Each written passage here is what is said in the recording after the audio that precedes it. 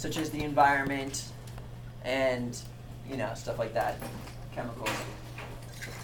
The more you leave out of your diet, the more sensitive you become to fast food choices.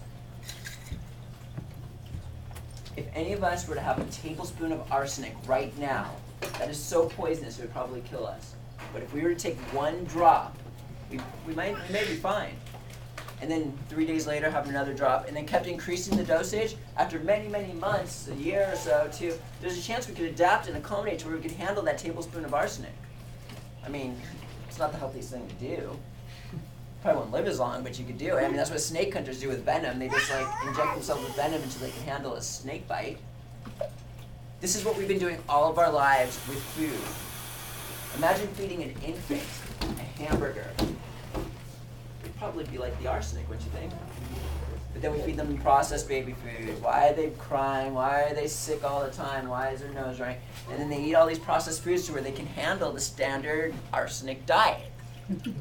And what happens is when you become a raw foodist, you start eliminating all that damage you've been doing to the past. And when you do this for years on end, you become extremely sensitive. You feel like that baby again, and all those past food choices become more damaging to you. For example, if I were to eat a hamburger right now, I would seriously probably end up in the hospital, while most people out on the street could have a couple hamburgers. Now, for people that have been doing this for years on end, like 50 years, if they've been cleansing for 50 years, detoxing for 50 years, becoming cleaner and cleaner, if they were to have the same amount of hamburger that I ate, it would probably kill them because they're that sensitive now.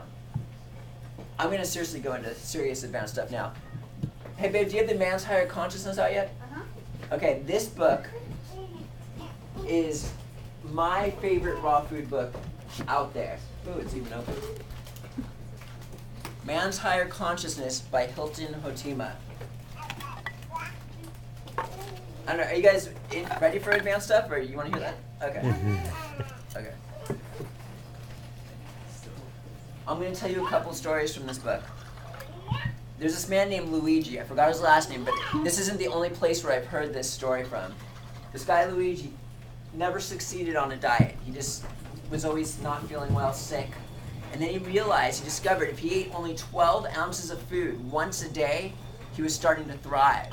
And he started working in the fields, and he was like the healthiest guy around. He would eat one 12-ounce meal a day, fast for 24 hours, and then eat another 12-ounce meal. So he was like fasting every 24 hours. And he did this for decades on end.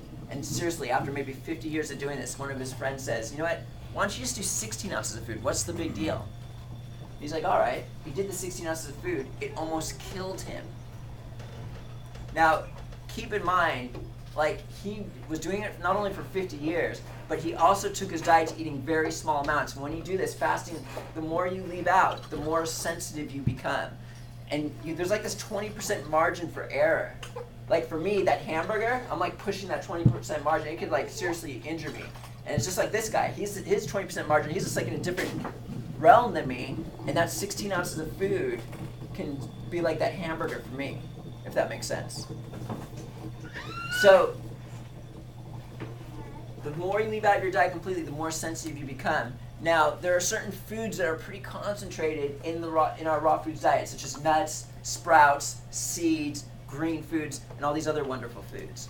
Now, what a lot of people do is they become so clean, what their bodies do is they try to push them forward.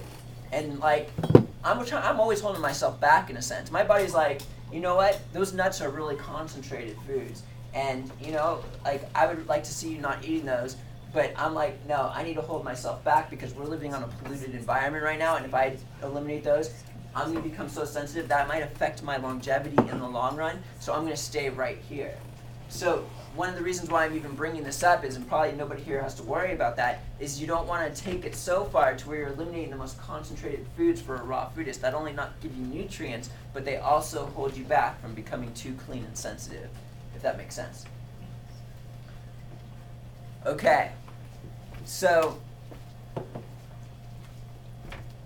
what people tend to do, this is why I like to kind of teach the intermediate diet, because what people do is they go on a 100% raw food diet, and people's emotional and psychological issues rise to the surface. They can't handle it. And so they kind of yo-yo back and forth from a raw food diet to a cooked food diet.